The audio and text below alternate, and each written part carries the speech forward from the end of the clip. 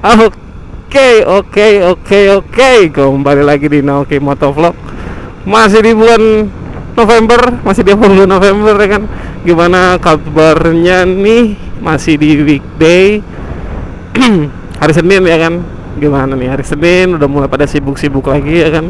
Setelah melewati akhir pekan di awal November, sekarang masuk lagi ke hari Senin ya. Selamat beraktivitas, semoga lu selalu diberikan semangat gitu ya. Dan semoga lu baik-baik saja dan selalu diberkahi keberkahan oleh Tuhan Yang Maha Esa. Oke, kali ini gue mau bahas tentang inilah pembalap favorit gue ya kan, pembalap MotoGP terutamanya. Karena memang gue paling lama gue ngikutin MotoGP ya, dari gue masih kecil banget gitu. Gue penikmat banget MotoGP. Duh, gue sedikit ada gak enak badan nih kayaknya. Pembalap favorit gue dulu tuh ini, karena gue nonton bukan dari eranya Valentino Rossi ya, gue nonton tuh dari eranya Casey Stoner gitu. Casey Stoner yang di Ducati, gue nonton di era itu. Jadi ya mungkin ntar gue juga salah satunya si Casey Stoner ya, karena gue nonton di era itu gitu. Dan gue liat Ducati tuh motornya merah gitu kan, keren gitu. Nah, hasil gue ketemu lamanya, aduh hidup gue gatel. Nah, gue kata namanya pembalap namanya Dani Pedrosa. Ini pembalap favorit gue. Banyak hal yang bisa gue ambil dari si Dani Pedrosa ini. Pertama gimana ya, Dani Pedrosa itu sampai sekarang prestasinya di KTM dia bisa punya poin lebih tinggi daripada pembalap reguler itu. Padahal dia hanya pembalap uji coba gitu. Dia kan tes lainnya KTM gitu ya. Dan tapi prestasinya ngelebihin gitu loh. Ya nggak lebih banget karena dia kan turun pakai wildcard ya. Dia kompetitif gitu di usianya sekarang gitu. Itu bikin juga keren banget nih orang, anjir. Nah, gue masih ngefavoritin dia sampai saat ini ya, tapi kalau ngejagoin, gue ngejagoin Marquez. bukan karena Honda tapi karena gue lahir ngikutin MotoGP karena di era-era itu kan Marquez tuh menang terus gitu. Ya udah, gue mikir ngejagoinnya Marquez tapi ngefavoritinnya lebih ke Dani Pedrosa gitu. Gue bakalan sedikit cerita tentang perjalanannya sih, nggak perjalanan sih, hal yang bikin gue jadi favoritin, hal yang bikin Dani Pedrosa itu jadi favorit gue. Le Mans Prancis 2011. Waktu itu tuh si Stoner kan udah pindah ke Honda ya. Stoner di Honda, Valentino Rossi di Ducati, si Pedrosa di Honda Repsol. Dia si ini teh siapa, Dani Pedrosa tuh lagi balapan gitu kan, dia kan Honda tuh overpower ya, apalagi ada Stoner. Nah, si Dani Pedrosa ini kalau nggak salah dia tuh bisa ngebalance si Stoner gitu kan. Set dah, bisa ngebalance si Stoner. Nah, dari situlah dia punya peluang nih dia buat ngegantiin si Stoner. Ngegantiin siapa sih waktu itu ya?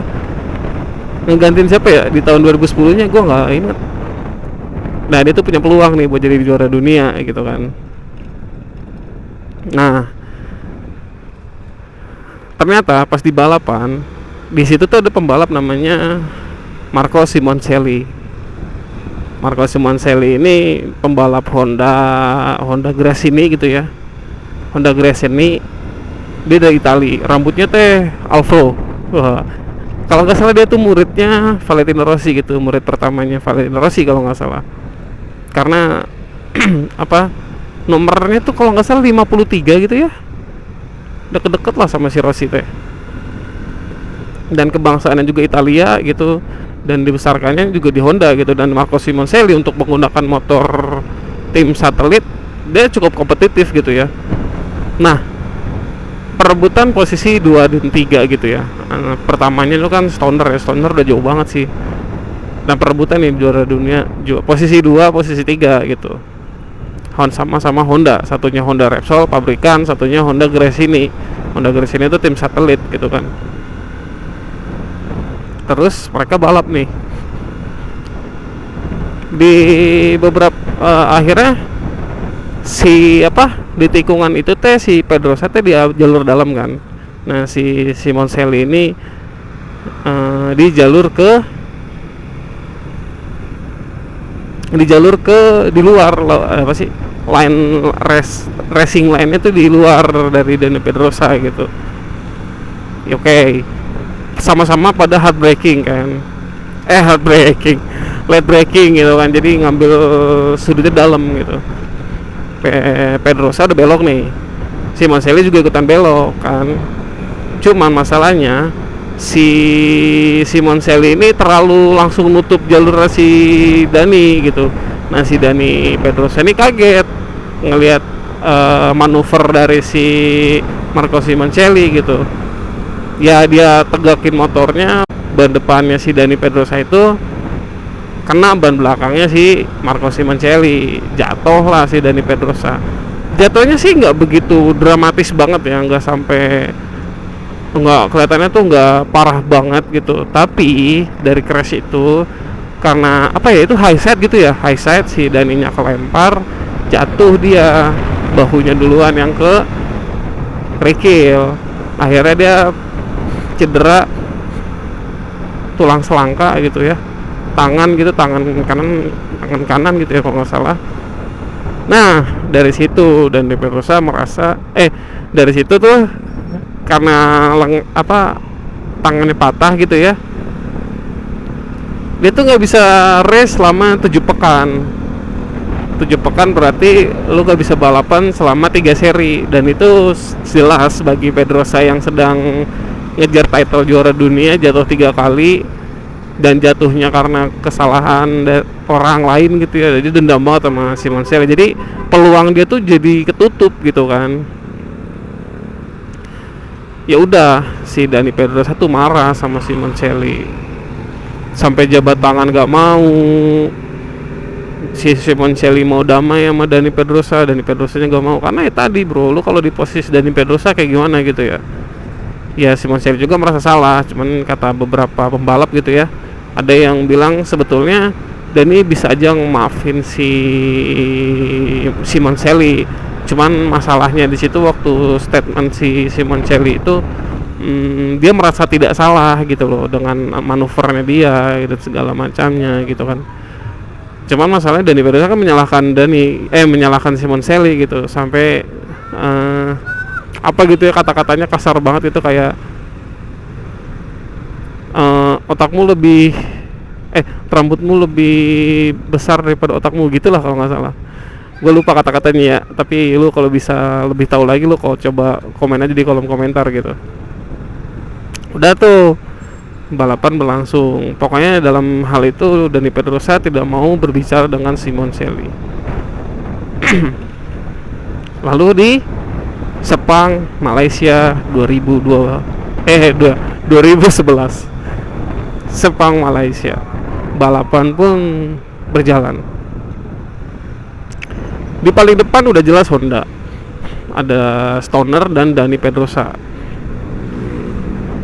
Berbalapan di lap pertama, kalau nggak salah tuh ya, lap pertama gua ngelihat insiden itu lagi live cuy, lagi live, gila. Tikungan keberapa gitu ya, gua nggak begitu ingat, pokoknya pas di tikungan. Nah si Simoncelli ini ngambil cornernya itu terlalu early gitu, jadi motornya nggak bisa dibangunin, akhirnya dia masuk dari luar, motong jalur ke kiri. Nah di situ tuh ada Valentino Rossi sama siapa ya, Ben Spies gitu kalau nggak salah, lagi memperebutkan posisi nih. Mereka berdua posisi sejajar. Tiba-tiba si Simoncelli karena crash tapi dia nggak jatuh gitu loh, masuk ke jalur dua pembalap ini, tabrakan lah mereka. Marco Simoncelli yang gue lihat waktu itu ketabrak di bagian punggung, ketabrak si satu pembalapnya jatuh, Valentino Rossi-nya nggak jatuh, hanya keluar dari rumput gitu. Keluar dari rumput, keluar dari trek ke keluar dari trek terus ke rumput gitu kan. Udahlah, sudah tuh red flag lah dikibarkan. Itu gue ngeliatnya shock men, karena emang lagi live banget gitu, kayak kamera tuh lagi nangkep battle-nya Rossi sama si ini itu ya, kayaknya lagi mau nangkep momen itu. Beneran dar, anjir, gua kaget, anjir, sekaget-kaget karena ngeliatnya ngeri bro, kayak lu tulang belakang lu ketabrak gitu loh. Dan naas itu, helmnya si Marco Simoncelli itu copot gitu sampai kelepas. Buset, kata gua, sekelas helm balapan loh, ketabraknya itu bisa copot. Separah apa coba celakaannya kan. Ya udah, red flag lah, red flag. Semua pada balik lagi ke pit, pada mengkhawatirkan kondisinya si Super Sick ya, atau kita sebutnya Marco Simoncelli itu Super Sick gitu, mengkhawatirkan si Super Sick ini. Dan dikabarkan dia meninggal dunia gitu kan dari balapan itu, dan semua pembalap pada berduka. Akhirnya di situ, ini yang gua favoritin, Dani Pedrosa itu merasa menyesal, dendam dia tuh terlalu lama daripada kematiannya si Simoncelli gitu, dan dia nggak sempat memaafkan si Simoncelli atas hal itu. Buset, kata gue, gila sih itu. Dani Pedrosa yang tadinya nggak agresif ya, berkomentar, terus sekarang udah jadi orang yang nggak banyak berkomentar gitu. Kalau ada jatuh ya udah gitu, kalau udah jatuh ya udah gitu, nggak menyalahkan siapa-siapa. Dan itu ada hal yang bisa gue ambil dari pengalamannya si Dani Pedrosa gitu ya. Ketika lu punya permasalahan, walaupun permasalahan itu menggagalkan lu mencapai suatu tujuan, sebaiknya kalau lawan lu meminta maaf ya lu maafkan lah gitu. Karena memang perdebatan dulu ya, zamannya MotoGP dulu tuh nggak seperti MotoGP sekarang, banyak drama, banyak rusuhnya gitu ya. Karena perang itu nggak terjadi hanya di track gitu, tapi di pedok pun terjadi gitu ya kan, baku hantam segala macam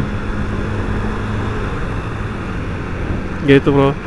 Dan di situ gue belajar banyak banget dari si Dani Pedrosa ini gitu. Lu sekarang Dani Pedrosa kan nggak dapat gelar ya, nggak dapat gelar juara dunianya MotoGP gitu, tapi dia untuk pengembangan motornya tuh gila bro.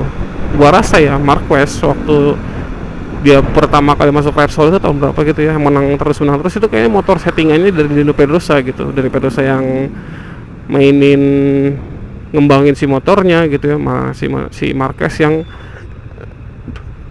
yang depan panggungnya gitu ya, kayak frontlinernya itu si Marquez, dapur itu sama Dani gitu kan. Dan ya tadi sekarang Puig, emang Puig sumber masalahnya Honda sih kayaknya, enggak narik si Pedrosa menjadi pembalap penguji atau pembalap tesnya. Terpuruklah Honda, ditarik sama KTM, dan KTM pengembangannya sekarang luar biasa karena di tangan dari Pedrosa gitu ya kan.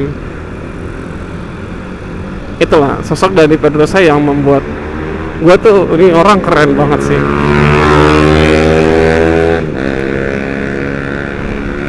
Ini orang keren banget. Gue pikir anjir, pengalaman hidup dia tuh bener-bener, dia tuh menyesali nggak memaafkan si Marco Simoncelli gitu. Dan pada sampai saat itu, dari 2011 sampai 2019 gitu ya, dia karirnya teh, dia udah menjadi pembalap yang diam aja gitu. Itu pembalap favorit gue bro. Dari situ gue berusaha untuk ya udah, gue akan mencoba memaafkan orang-orang yang memang membuat kesalahan sama gue gitu ya, takutnya dan segala macem. Mungkin gue hanya lebih membatasi diri aja sih gitu bro. Itu paling itulah ya buat video kali ini. Gue juga lagi pengen bahas tadi pembalap favorit gue di MotoGP. Mungkin nanti ada di F1 juga, atau pembalap MotoGP lainnya bakal gue kasih tahu gitu siapa-siapa aja. Tapi ke favorit gue ya tadi si Dani Pedrosa. Selebihnya banyak hal yang bisa gue ambil gitu, kecuali MotoGP sekarang gitu. Karena apa ya, menurut gue MotoGP sekarang itu terlalu menggunakan teknologi gitu, jadi semua orang bisa jadi juara dunia gitu. Beda sama angkatan anjing, era-eranya Stoner gitu ya, era-eranya Dani Pedrosa, eranya Ben Spies, eranya Valentino Rossi gitu ya. Motor tuh bener-bener, kalau motor lu gak enak tapi lu bisa bawanya, skill si drivernya, skill si pembalapnya gitu ya, itu yang diuji gitu bro. Kalau sekarang kan di support motor yang dengan elektronik dan segala macamnya, ya pribadi bisa jadi juara dunia melalui teknologi di motornya gitu. Oke, paling itu yang bisa gue sampein tentang MotoGP, pembalap favorit gue di MotoGP. Jangan lupa lu like, subscribe, dan komen agar channel gue jadi lebih baik lagi. Kalau lu ada saran-saran dan masukan, silakan aja di komen, atau lu bisa DM di mana anjir? Di YouTube ada DM gak sih? Gak ada ya, ya udah. Oke, paling itu ya. Thank you. Sampai jumpa di video-video selanjutnya. Bye.